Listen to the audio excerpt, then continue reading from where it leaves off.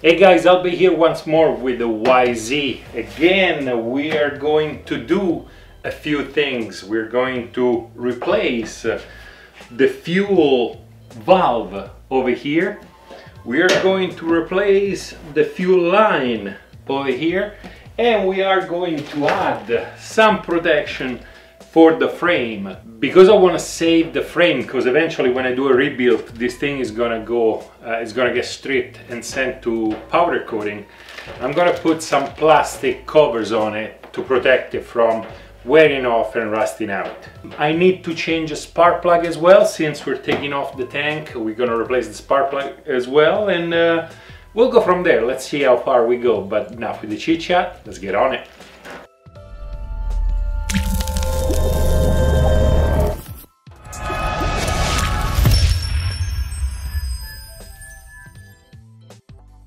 First thing to do is very simple. It's remove the seat, and the seat is held in place by two 10mm. There, one on this side and one on the opposite side. Once you have those off, you can literally pull the seat up and back, get it out of the way, set it aside. At this point it's time to remove the fuel tank, but before we remove the fuel tank there are a few things I need to do. I'm gonna undo those two screws, one over here, and there are another two on the back. We're gonna undo those as well. At this point, if you guys look over here, we're gonna remove this rubber piece over here,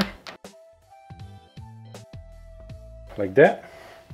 And now let's undo the fuel hose down there. I'm gonna remove it from the carb, like that. I previously emptied the tank, so we don't have any fuel leaking out. Last thing to remove is 10mm over there. There is one on each side. Once you remove it, in theory the tank should be free to come out, and as a matter of fact it does. Okay, at this point I'm going to remove the fuel valve over here. It's just two screws, one on each side. I'm going to pull it out, and as you guys can see, the little mesh filter actually caught some impurities, let's call it. Okay, time to replace it with one that I got on Amazon.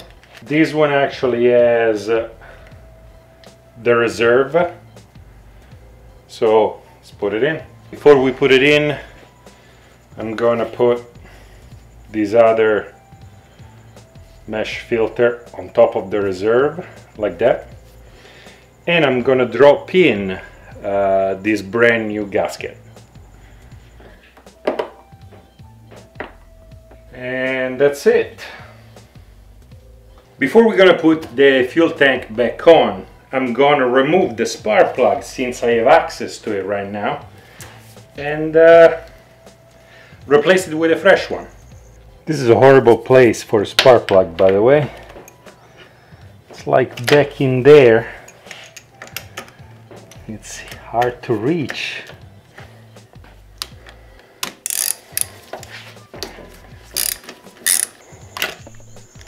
Here we go. Spark plug is out. Let's replace it with a fresh one. Okay, the new spark plug is being gapped properly, which is 0.028 to 0.030 inches. And we're gonna drop it in. Let's take our torque wrench and torque it to 9.5.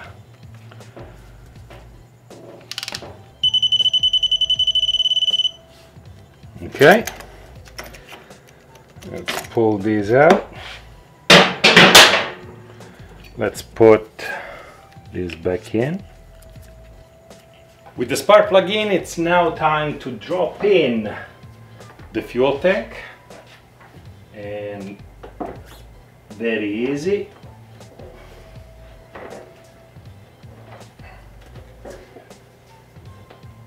just like that. And now the only thing left to do is reattach the radiator shrouds over here. I'm gonna add some fuel and make sure nothing leaks. Finger crossed.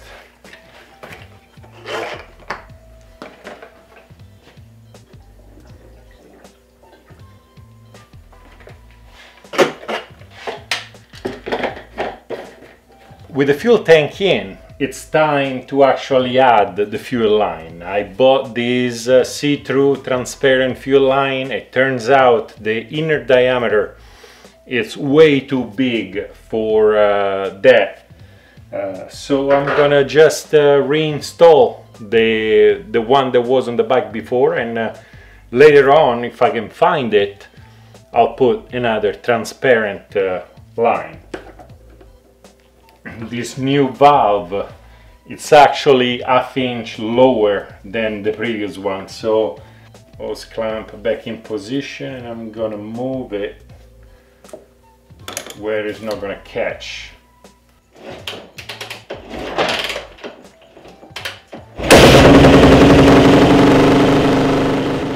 Okay, looks like there are no leaks over here. We're all good. Moving on. The fuel tank is back in. There is no fuel leak over here. We are done with the spark plug, so we can actually put the seat back on. Easy as it gets. You just slide it forward and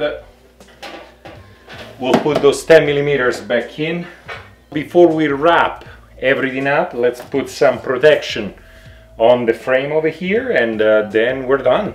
This should be a fairly easy job. Those protectors from UFO or UFO, whatever you want to call it, go right here and cover pretty much the frame all the way up. The only thing I need to do is, because I have the side stand, is remove the side stand and put it back on top of this, or somewhat make it fit. So let's give it a try. Okay, so I cut this part over here, and it was very simple to cut. I cut it with a pair of box cutter. And now the only thing I gotta do is actually put a zip tie around here, and because I cut this part over here, I'm gonna put a zip tie down here as well. So let's start with the back over here.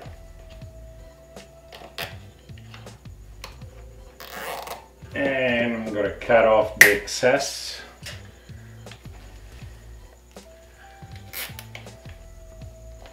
And last, I'm gonna put one down here. Here we go. I'm gonna push this one behind over there so I don't get stuck. This is the final result. Not bad. This side is gonna be even easier. We're gonna grab this and put it in. The back side goes behind the guard over here, and the bottom side goes behind the brake over there. Other than that, that's it. The brake is gonna keep it in place. The heel guard is gonna keep it in place down bottom. And we're gonna put a single zip tie up top. And as always, I'm gonna cut off the excess. Number 2 is done as well. Not bad. We are done for the day. It's been a few hours and a few shirts. If you guys noticed throughout the video, my shirt changes is because I was sweating so much that I had to replace it. But the protection are looking fantastic. The fuel valve is working properly, and apparently the spark plug is working properly as well, because I kicked the bike on and it started right up. For anything I used in this video, check the description down below. There's gonna be links for everything. If you like the video, like. If you love the video, subscribe. If you want to see what else I'm gonna do next time, it's gonna be time for the carburetor to be redone or cleaned up and get ready, and the air filter. Till then, dirt on, and I'll see you next time.